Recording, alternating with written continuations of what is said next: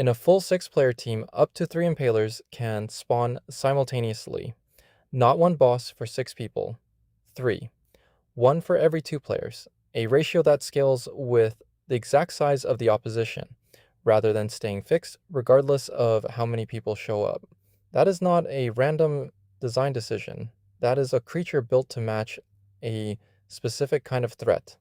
This is the full breakdown of the Impaler. What its design tells you about what Moorcroft was actually building toward, how it fights, what its attacks reveal about its purpose, and how to actually stop it across every difficulty. The Impaler is a Z. Unlike the Queen Crawler, which emerged from the mire itself, the Impaler was engineered, designed from the ground up with specific capabilities in mind for specific purposes. Someone sat down and decided exactly what they wanted this creature to do. And what Moorcroft decided he wanted it to do is the most interesting question the Impaler raises, because its capabilities are not general purpose. They are not designed to overwhelm an environment or produce more threats continuously. The Impaler's capabilities are specifically designed to counter the things that make a coordinated human team effective. Smokescreens that disrupt visual communication.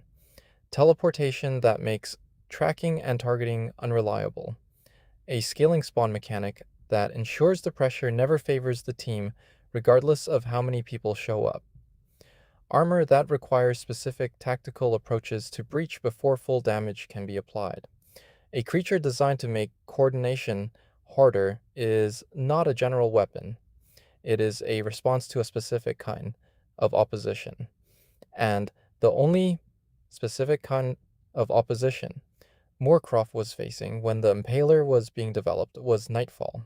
Every attack the Impaler has tells you something about the decision making that produced it. It is fast. It closes the gap between itself and its target quickly, and its primary close range attack is a lethal thrust with the blade on its head that comes fast enough to be genuinely difficult to react to without either significant distance or a well-timed parry. The smokescreen is the most tactically significant ability it has.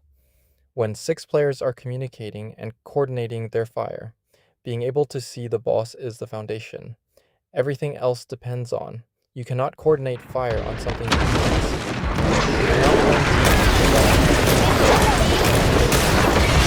Smokescreen is not good damage. It destroys the communication of damage that coordinators depend on before the Impaler repositions for its next move. Teleportation that follows by the time the smoke clears, the Impaler is somewhat different from what the team last saw. Every piece of position is important.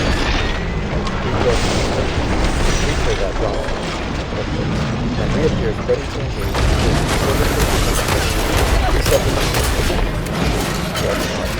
then there are the forearm. The Impaler launches a system that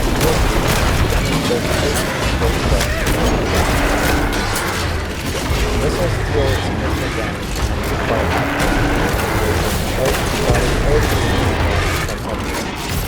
If you go into this fight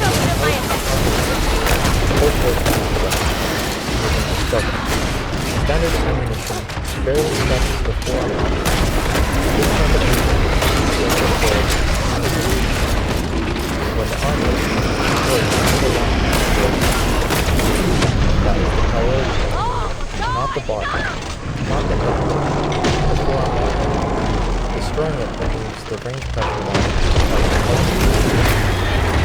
hitting the forearm specifically where the Z when Z is back and exposed. Significantly increased damage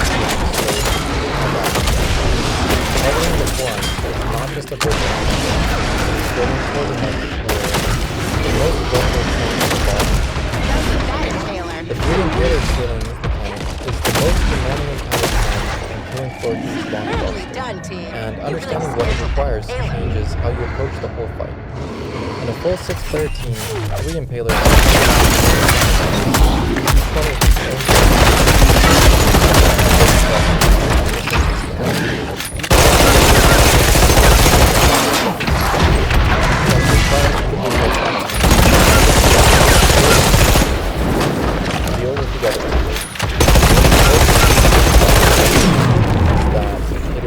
significantly harder.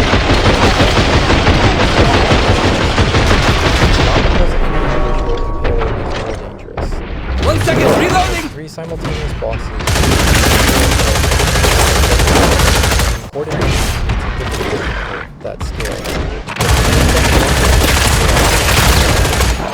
Military does not make this fight easier. Just the harder that version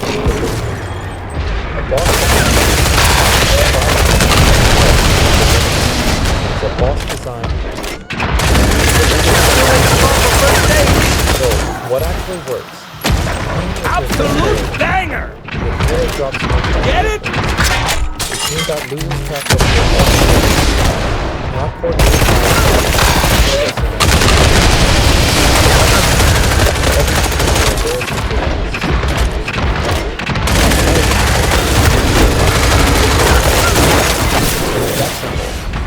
Armor-piercing rounds. Let's reconvene at the stronghold, shall we? This new threat could require a whole new strategy. Forearm armor is going to take infinitely longer to disable the missile systems and expose the back cores for Z-time damage. Parrying is the most effective close-range counter for players who can execute it consistently. A perfect parry staggers the Impaler and creates a window for the team to deal damage while it recovers.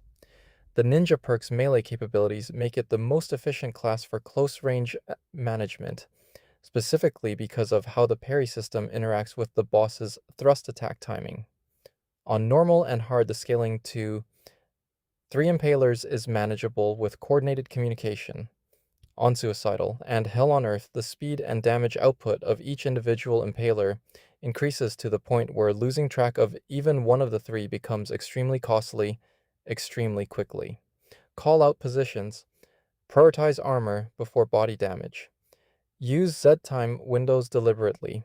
Stay disciplined, and the fight becomes significantly more manageable than it feels the first time you walk into it.